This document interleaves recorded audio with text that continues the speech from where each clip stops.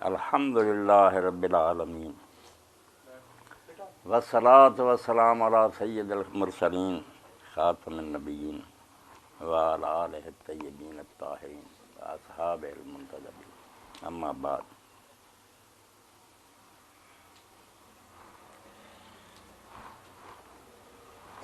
شیعہ دوست بھی اور سنی حضرات بھی حیرت کا اظہار کرتے ہیں کہ ایک اہل حدیث عالمہ امام حسین علیہ السلام کا مقصد بیان کرنے کے جا رہا یا شبلی صاحب کے بلانے پر حاضر ہو جاتا، حیرت ہوتی ہے۔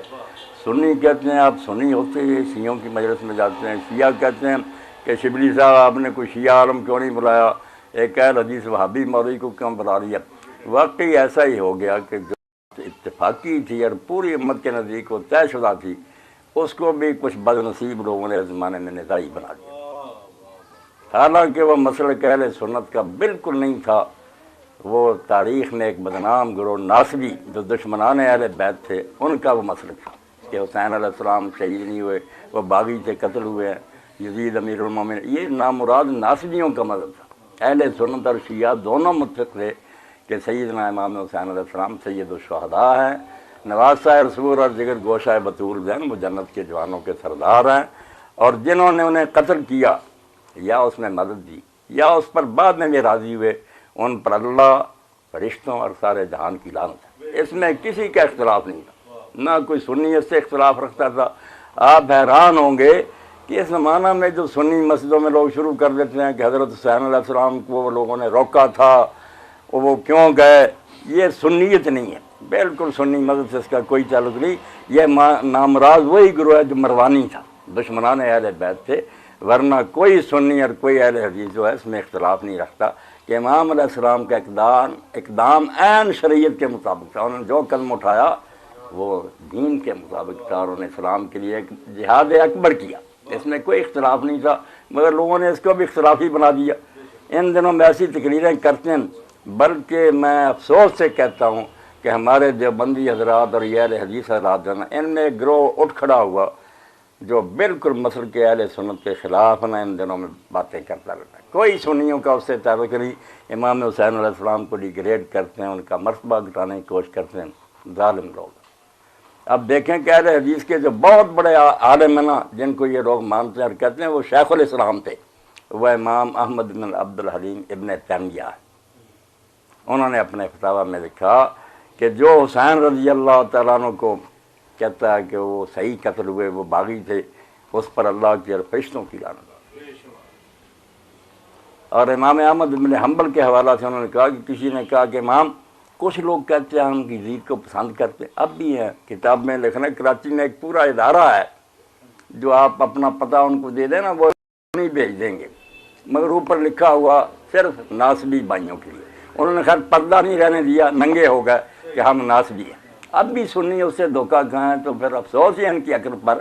کہ جب وہ کہتے ہیں ہم ناصبی ہیں، اور ہر شخص جو تاریخ سے واقف وہ جانتا ہے کہ ناصبی دشمنان اہل بیت تھے جو امیر المومنین علیہ السلام پر لعنت کرتے تھے، ان کے بارے میں امام بن حزم نے کہا لانا لائنا، جو امیر المومنین پر لعنت کرتے تھے اللہ ان پر لعنت کرے۔ امیر المومنین لعنت کے قابل تھے،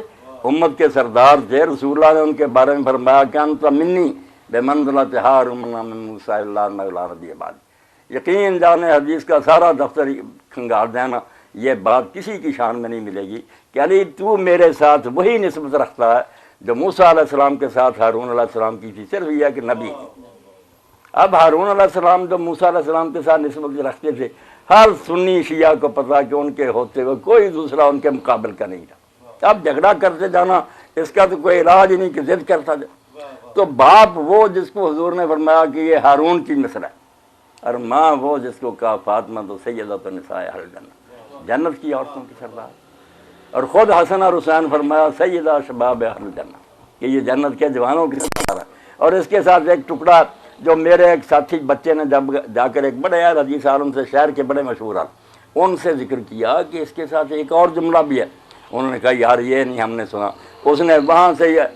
السلسلۃ الاحادیث سیاح نکال کرنا، وہاں سے نکال کر دکھایا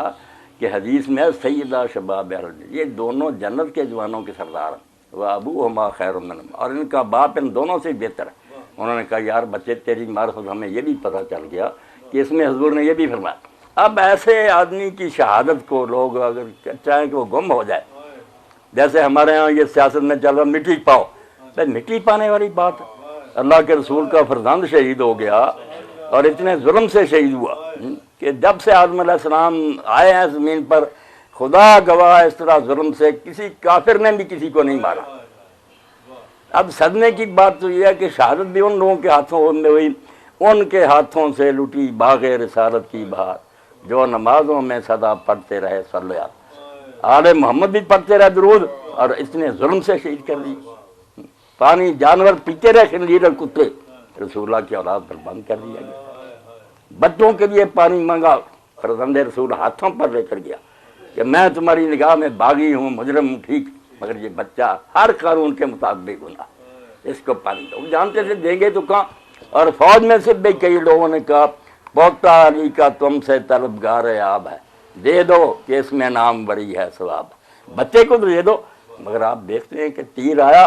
بچے کے حلق کو چیرا، امام کے ہاتھوں میں تڑپ کر وہ شہید ہو گئے۔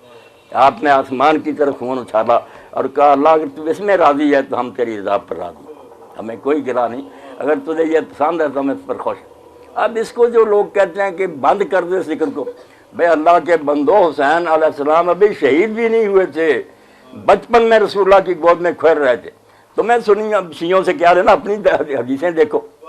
اپنی کتابیں کھنگالو کہ ام المومن ام سلمہ رضی اللہ تعالیٰ عنہ حجرہ میں گئی، سرکار دو عالم صلی اللہ علیہ وسلم شہزادہ گود میں کھیل رہا تھا، حضور رو رہے تھے، آنسو بہہ رہے تھے۔ واقعہ کتنی مدت بعد ہوا، اس وقت رو رہے تھے۔ تم کہتے رونا بند کرو، بھائی رسول اس وقت رویا جب ابھی ہوا بھی نہیں تھا۔ تو اس وقت ام سلمہ رضی نے پوچھا اللہ کے رسول بچہ کھیل رہا آپ رو رہا ہے؟ فرمایا ام سلمہ جب سے زمین و آسمان قائم ہوئے ہیں، جو فرشتہ ابھی میرے پاس سے اٹھ کر گیا وہ کبھی زمین پر نہیں آیا۔ یعنی یہ اتنا ہم واقعہ سمجھا گیا کہ جبریل امین آتے تھے یا دوسرے فرشتے، فرمایا ایسا فرشتہ اٹھ کر گیا جب سے زمین و آسمان بنے کوئی نہیں آیا۔ یہ مجھے اطلاع دینے کے لیے آیا کہ آپ اس بچے سے اتنا پیار کر رہے ہیں،